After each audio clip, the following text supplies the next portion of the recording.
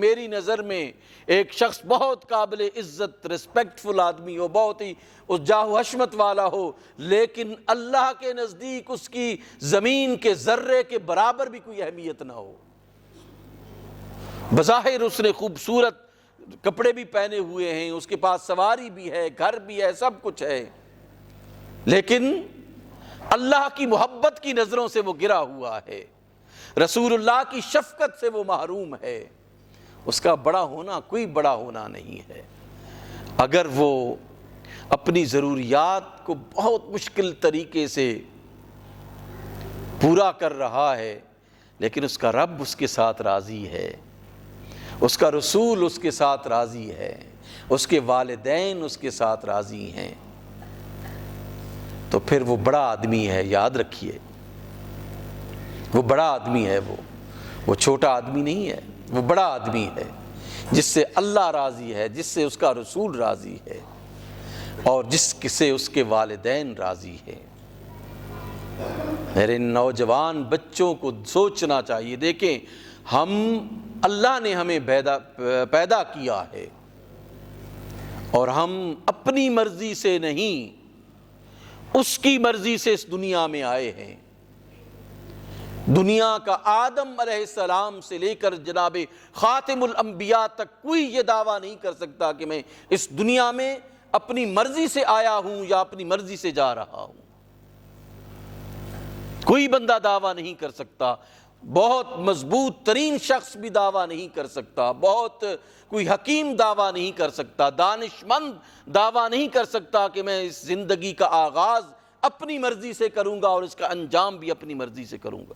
کوئی نہیں دعویٰ کر سکتا، اگر کرے گا تو وہ جھوٹا ہے، وہ اپنے دعوے میں سچا نہیں ہے۔ زندگی کا آغاز اور انجام میرا رب کرتا ہے، ہم سب مجبور ہیں، بس یہ تھوڑی سی زندگی ہے جس کا اس نے ہمیں اختیار عطا کیا ہے، وہ بھی بلوغت سے لے کر دنیا آخری وقت تک، بس اس سے زیادہ جو ہے وہ اختیار نہیں ہے ہمارے پاس۔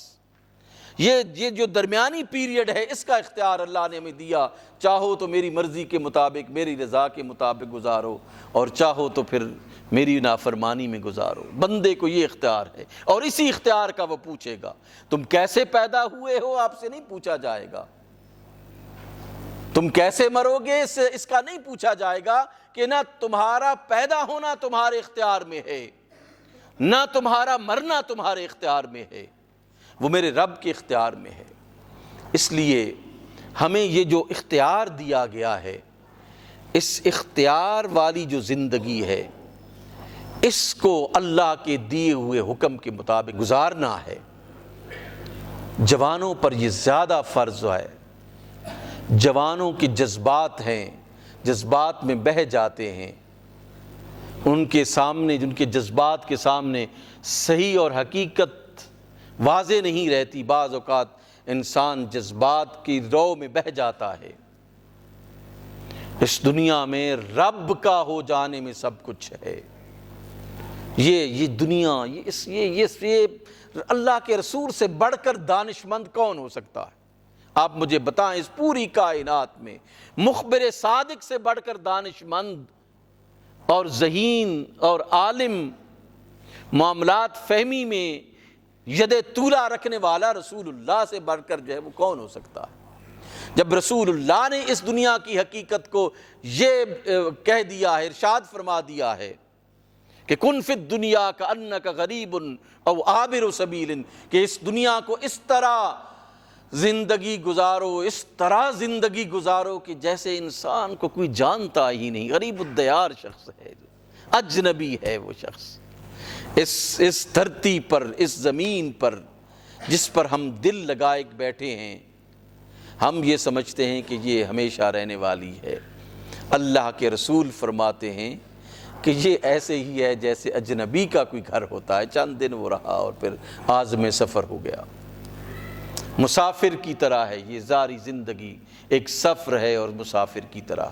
اس کو ہمیں اللہ کے حکم کے مطابق، اس کے ارشادات کے مطابق ہمیں گزارنی چاہیے۔ یہ رحمت کا مہینہ ہمارے لیے بہت ہی اللہ کا فضل ہے، اس میں اپنے گناہوں کی بخشش کا ذریعہ بنائیں۔ دیکھیں ہم سال پورا اس کی نافرمانی کرتے ہیں، کم از کم یہ مہینہ تو ایسا ہونا چاہیے کہ ہمیں اللہ موقع دیتا ہے اپنے گناہوں کو بخشوانے کا، ہمیں بخشوانا چاہیے ان کو۔ تلاوت کلام مجید زیادہ سے زیادہ کثرت سے کیا کریں، اللہ کے رسول پر درود بھیجا کریں۔ یاد رکھیے کہ درود سے بڑھ کر کسی مرض کی کوئی دوا نہیں ہے، یاد رکھیے۔ جو رسول اللہ کے ذات پر درود پڑھتا رہتا ہے، اللہ کے رسول کی نظر اس پر ہوتی ہے۔ فرمایا گیا ہے کہ یہ درود یا تو میں خود سنتا ہوں یا مجھے پہنچایا جاتا ہے۔ اگر وہ خود کسی کو دیکھ کر سن رہے ہوں تو وہ تو بڑی خوش قسمتی ہے، لیکن اگر کوئی لے کے جانے والا اگر سرکار کے دربار میں جا کر یہ کہہ دے کہ پاکستان سے فلاں شخص نے آپ کو درود بھیجا ہے اور میں آپ کی خدمت میں لے کے آیا ہوں، فرشتہ، حدیث پاک میں آتا ہے نا کہ فرشتے لے کے جاتے، اگر فرشتہ بھی جناب رسالت آپ کے دربار میں آپ کا نام لے دے، سرکار کی جو ہے وہ سماعتوں کی نظر ہو جائے آپ کا نام، کتنی بڑی سعادت ہے۔